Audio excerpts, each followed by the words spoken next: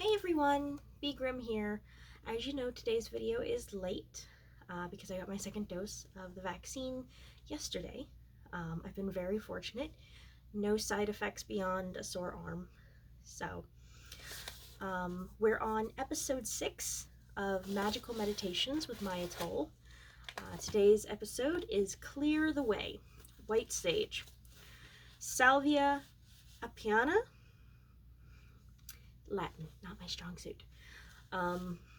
Maia writes, life can be sticky.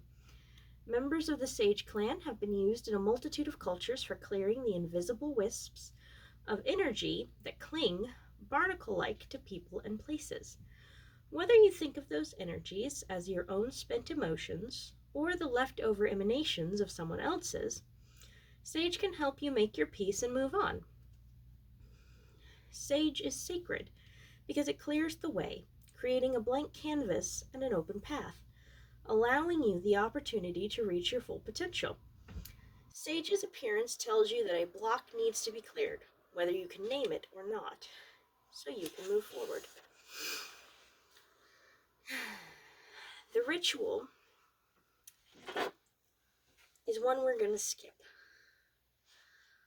And I will explain why in just a moment. For the reflection, it says letting go. Modern psychology teaches that we need to understand our emotions before we can release them. In contrast, traditional healing and shamanic practices offer release without conscious cognitive awareness. Are you willing to release without analyzing?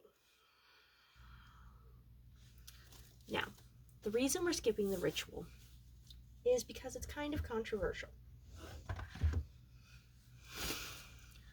Smudging, or smoke cleansing, is a very common practice, but the term smudging in particular refers to a closed practice that exists in some First Nations tribes.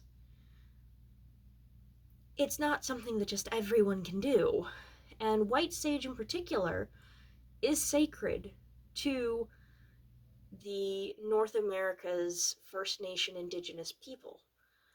It's a closed practice. And because of the commercialization of white sage in relation to Wiccan practices, it is being over-harvested. It is decimating local economies. It's not a good product for anyone who does not have a place in a tribe to use. Now, I'm not gonna get too far into it. I don't have a right to speak about this. While I know that my family has some Native American background, we literally have the documents, it's far enough back that it does not have any bearing on my reality now. And there are so many First Nation, Indigenous, North American people who can talk about this much more eloquently and much better than I can. Now, smoke cleansing does exist in pretty much every single culture, and there are multiple types of sage, not just white sage. I literally have a little pot of sage growing in my windowsill downstairs in my kitchen.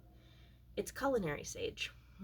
And as far as I know, there's nothing saying you can't use literally anything other than sage or Palo Santo. It is not, I do not feel like it's my place to criticize. But it's also my place to, if I'm going to do this series, it is my job to make you aware that it is culturally appropriative, massively culturally insensitive, and definitely contributing to some sort of climate damage because it is being over-harvested. So, take that as you will. Now, I did do the regular research that I normally do. The magical properties that I found were for warding and protection, cleansing, consecration, and healing. From what I could find, it's associated with the element of air and the planet of Jupiter. Now, sage in general, white sage and other forms, medicinally are used for memory, diabetes, high cholesterol, menopausal issues, sunburn, pain, and digestion problems. The warnings do say to avoid if pregnant, diabetic, or hormone sensitive to estrogen. It can cause blood pressure issues, it can mess with seizure disorders, and it's not a good thing to have before surgery because I believe it acts as a blood thinner or blood pressure. It is non toxic to pets, but burning it, such as in smudging or smoke cleansing, can be bad for them, mostly because pets have such sensitive olfactory senses that it can very easily overwhelm them. Now, I found a very lovely quote from Langston Hughes.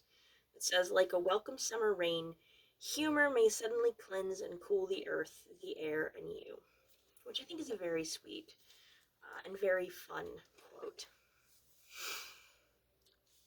So, yeah, it is not my place as a very white person to tell you what to do when it comes to white sage. All I can tell you is that it is culturally insensitive and appropriative to use if you are not a member of a North American, possibly Central and South American. If you are not a person of First Nation descent in the Americas, probably best you leave that one alone. So, with that said, we'll be back next week. Episode 7 is a plant called Self Heal. And I'll see you guys next week. As always, please like, comment, share. I would love some feedback. This is the 6th episode, and I haven't received hardly any feedback, any comments. Besides a few people telling me that that they think I'm attractive, which is lovely to hear, but not very helpful on telling me how my videos are doing. So again, like, subscribe, comment, please follow, and I will see you guys next week. Bye.